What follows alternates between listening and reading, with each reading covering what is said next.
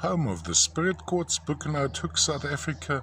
Now what I found interesting about this guy, it's almost a lavender color, but have a look at the almost blushes of an orangey, reddish, yellowish, which would be an inclusion of iron in stages of oxidation, goethite or hematite turning into goethite.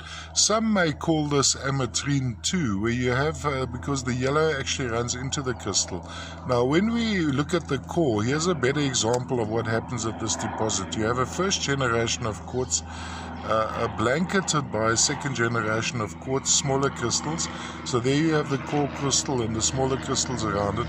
Then when we look into the faces of let's look at the bigger crystal just for purposes of example, you'll see there's a color concentration mainly around the outside edges of the crystals, and that gets duplicated right through to give the underlying color of the whole specimen.